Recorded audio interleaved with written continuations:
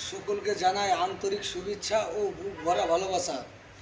বিজেপির কিছু দুশ্চরিত্র লোক যে এই বাংলা, ক্ষুদিরামের বাংলা, নজরুল ইসলামের বাংলাকে বিজেপির কিছু নেতা বলছে আমি দখল করব, শ্রমিক ভট্টাচার্য বলছে আমি দখল করব, দিলীপ ঘোষের আগে বলছিল, দিলীপ ঘোষ ভালো হয়ে গেছে, দিলীপ ঘোষ অন্য পার্টিতে জয়েন করবে, দিলীপ ঘোষকে জানাই সুস্বাগতম।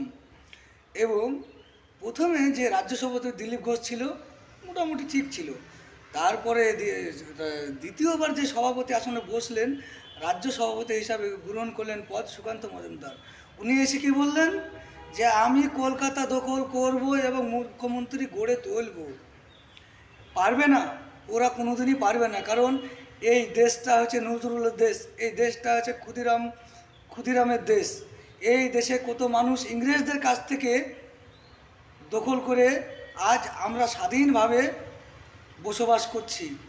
তাই আপনারা কেউ যদি বিজেপিকে সাপোর্ট করেন, সেই ইংরেজের মতন এই রাজ্য যদি দখল করে নেয়, তাহলে আবার পুনরায় ইংরেজের মতন এই রাজ্য দখল করতে হবে।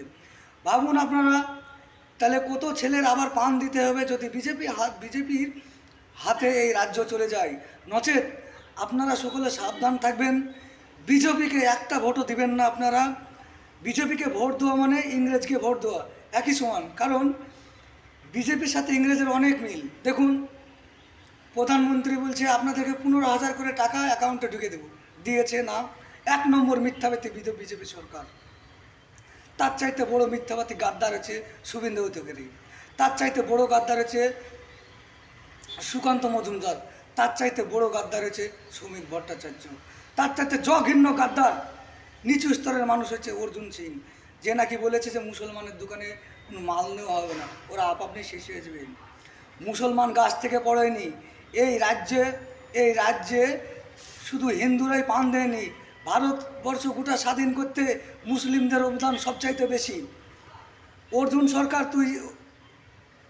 অর্জুন সিং, কথাবার্তা ঠিক করে বলবা তুমি। 26-এর পর তুমি কোথায় দাঁড়াবা সেই চেয়ারটা তুমি ঠিক করে রাখো। শুভেন্দুকেও বলে দিয়েছি, শুভেন্দু অধিকারী বড় বড় কথার কোনোদিন সাংবাদিকের সামনে বলবে না, এটা করব সেটা করব, ও সব না করে নিজে 26 সালে কোথায় পালাবা সেটা শাসন করো।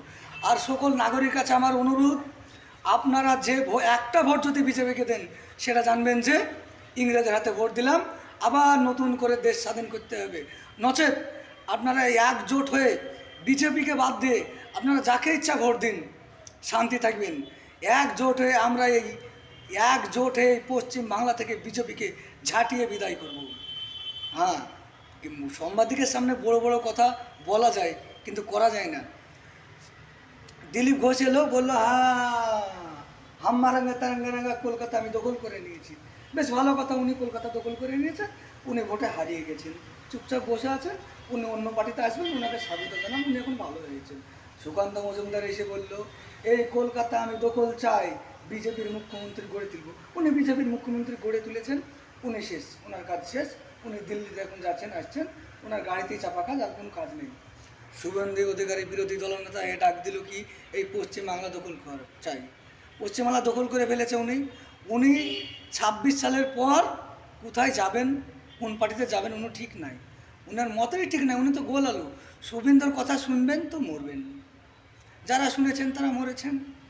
নচেত আপনারা বিজেপিকে নো ভোট, অন্য পার্টিকে ভোট দিন, ঠিক আছে। বিজেপি ইংরেজ একই দল, ওরা বিজেপি RSSের একটা গোষ্ঠী। যেমন আপনারা দেখুন, ইংরেজদের হাতে রাজ্য ছিল, ইংরেজদের হাতে ভারতবর্ষ ছিল, সাধারণ মানুষের ওপর যে চাবুক মেরে অত্যাচার করে কাজ করে নিয়েছে, এবং কাজ করার পর মাত্র 1 টাকা দেয়নি, 1 নয়া পয়সা দেয়নি, মাত্র একবার খেতে দিয়েছে। সে ভাত খেতে দিয়েছে কি জানেন?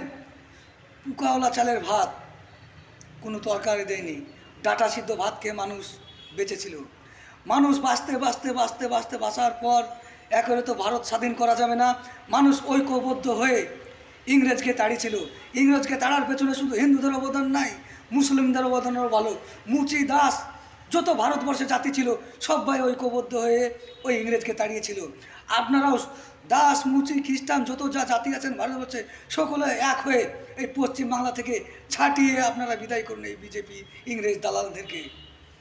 বিজেপি গরিব মানুষের কথা ভাবে না। বিজেপি 100 দিনের কাজের টাকা কে আটকিয়েছে? বিজেপি সরকার। এই আবাস যোজনার টাকা কে আটকেছে? বিজেপি সরকার। এই গরিব মানুষের ভাতা কম কে দিচ্ছে? বিজেপি সরকার। এই রেশন কে বন্ধ করেছে? বিজেপি সরকার।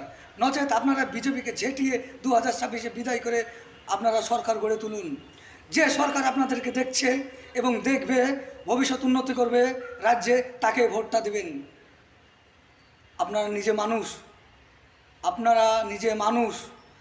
আপনাদের যে বাচ্চা ছেলে হবে তাকে মানুষের মতো মানুষের মতো মানুষ তৈরি করতে যে সরকার আপনাদেরকে উপকার দিচ্ছে এবং যে সরকার আপনাদের পাশে আছে, যে সরকার পাশে থাকবে মনে করছেন, যে সরকার আপনাদের মেয়েদেরকে সুবিধা দিচ্ছে, যে সরকার আপনাদের ছেলেদেরকে সুবিধা দিচ্ছে, যে সরকার আপনাদের স্কুলের বাচ্চাদেরকে টাকা দিচ্ছে, যে সরকার আপনাদের বাচ্চাদেরকে 10-11-এ মোবাইল দিচ্ছে, সেই সরকারকে আপনারা ভোট দিন।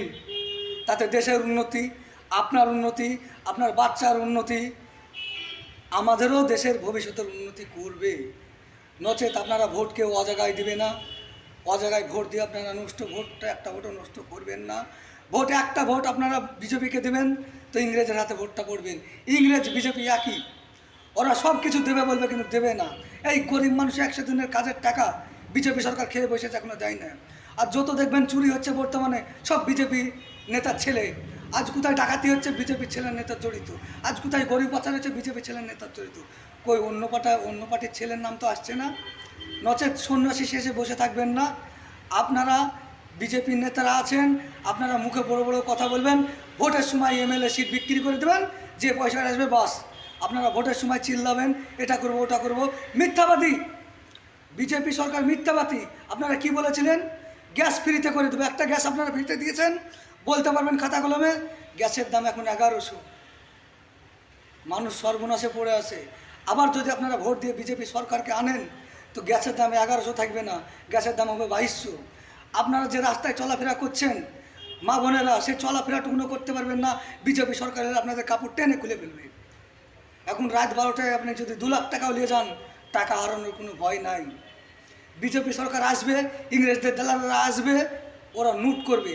আপনি খবর খুললেই দেখবেন টিভির সামনে বিজেপি নেতার ছেলে সোনার দোকানে চুরি, বিজেপির নেতা সোনা চুরি করছে, বিজেপির ছেলে ব্যাংক ডাকাতি করছে, প্রত্যেকটা খবরের কাগজে আপনি দেখবেন।